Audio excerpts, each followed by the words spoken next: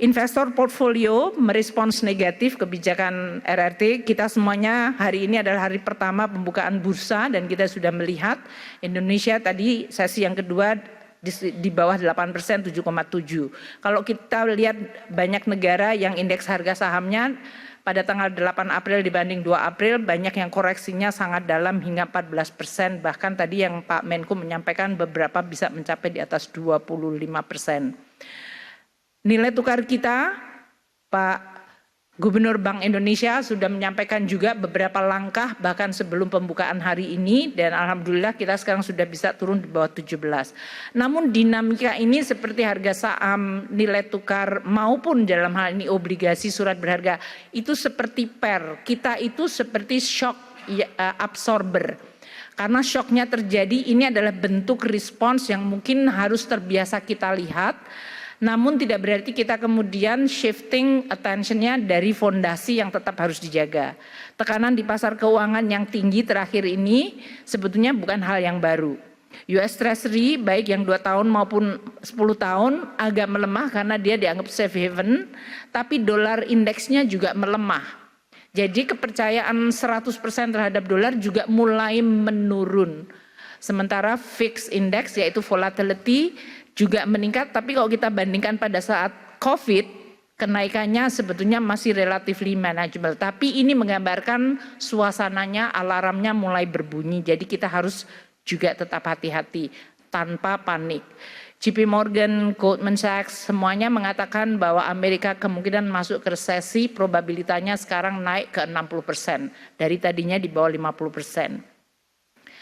Dengan outlook seperti itu, tidak heran maka commodity price menurun karena nanti demand turun kalau terjadi resesi. Kita lihat harga komoditas mengalami koreksi, harga minyak terutama yang kita lihat sekarang ada di level 64-65. APBN kita menggunakan asumsi $80. Jadi ini berarti nanti subsidi lebih rendah. Moga-moga kita tetap jaga, ini juga membuat APBN kita menjadi menjadi berkurang tekanannya. Meskipun nilai tukar kita agak di atas dari asumsi. Sementara CPO justru membaik. Ini membuat penerimaan negara juga membaik. Copper juga masih relatif bagus. Nikel mengalami penurunan dan coal kita masih agak struggle bahkan sekarang sudah di bawah 100.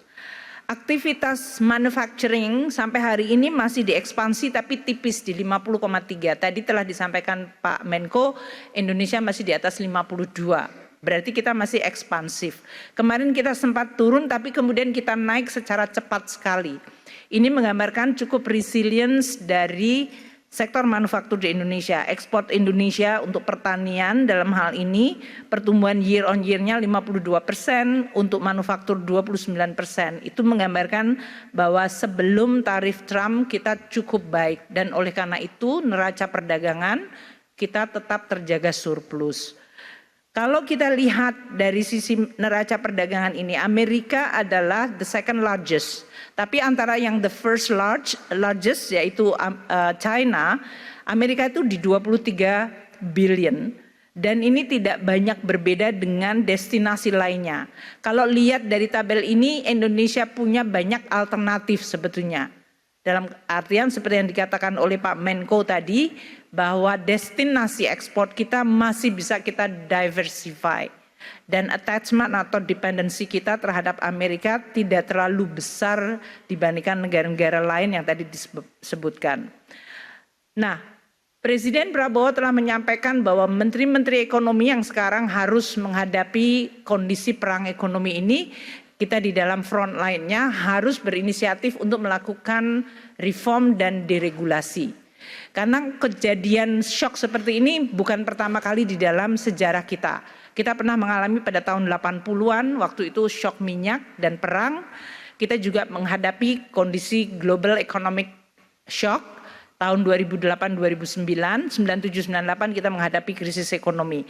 Belajar dari semua shock ini, pada saat terjadinya shock justru ini menjadi opportunity untuk mereform dan melakukan deregulasi. Jadi berdasarkan instruksi Bapak Presiden, bahkan sebelum Trump Liberation Day tarif, kita sudah diminta untuk memformulasikan deregulasi, mempermudah seperti yang tadi telah ditekankan oleh Bapak Presiden. Jelajahi cara baru mendapatkan informasi. Download Metro TV Extend sekarang.